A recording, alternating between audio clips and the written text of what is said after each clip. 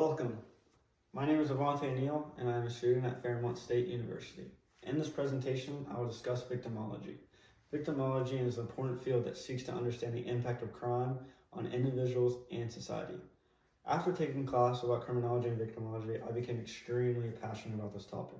When there's a crime, there's also a victim, and many people just look past that. They forget that there was a victim before the crime happened, during the crime, and also after. What is victimology? According to Andrew Carman, a criminologist and professor, victimology is a scientific study of victims and victimization, including the relationships between victims and its offenders, the interactions between victims and the criminal justice system, and also the connections between victims and broader social forces. As a new field, victimology emerged in response to the recognition of victims of crime and have unique needs and experiences that are often overlooked by criminal justice system. Its growth in recent years has been very significant and has gained increased attention due to focus on victims' rights and also the crime on individuals and the communities.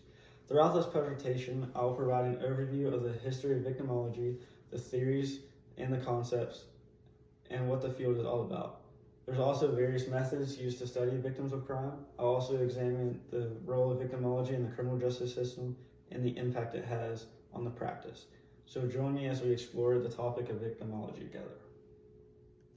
According to the National Crime Victimization Survey, an estimated 3.3 million Americans aged 12 or older were victims of violent crime in 2019 alone. That was studied by Truman and Morgan in 2020.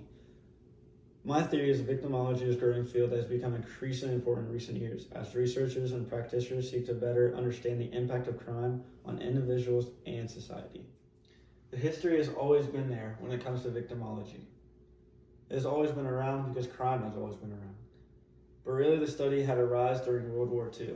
The United States was due largely to the work of scholar Stephen Schaeffer, who also wrote a book about the victim and his criminal. A study in functional responsibility became mandatory reading for anyone interested in the study of crime victims and also their behaviors.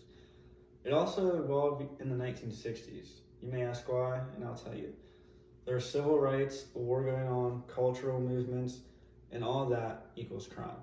And when it comes to crime again, there's victims. And today, victimology is a multidisciplinary field that encompasses a wide range of topics, including the psychological, social, and economic impact on crime on victims, the criminal justice system responses on victimization, and the prevention of victimization. And today, there's also groups. The National Center of Victims in Crime is a resource and advocacy of organization for its crime victims. Research has shown that victims of crime can experience a wide range of negative, physical, emotional, and also economic consequences. This includes anxiety, depression, PTSD, physical injuries, lost wages, and also medical expenses. Victimology helps us understand these effects and develop interventions to support their victims in recovery. It also has a major impact on society. Crime not only affects individual victims, but the people that surrounding them. It has many social consequences, such as increased fear and mistrust. It's also a higher cost to society. Victimology can help us develop programs to prevent crime and mitigate impact on communities. In the criminal justice system, it's very important for victimology.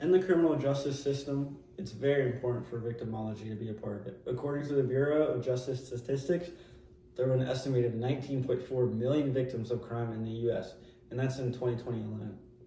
Victims of crime can suffer a range of negative impacts, including physical injuries, emotional distress, and financial loss.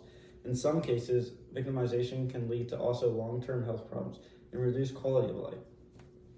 That is according to the National Institute of Justice. Certain populations, such as women, children, and the elderly, are more vulnerable to the victimization than others. For example, women are more likely to experience a sexual assault, while children are more likely to experience abuse and neglect. Victimology has also developed many programs in the criminal justice system. It has helped counseling with victims and also just to restart their life back up and to help them cope with their crimes that have been committed against them. Victimology focuses on many things to separate who's been a victim, why they've been a victim, and how we can prevent it. These are age, race, culture, gender, their views, and their social life. I just want to give you a couple facts. For every crime committed, there's also a victim involved. More than 50% of crime are not reported according to the FBI crime data, and that is just violent crime.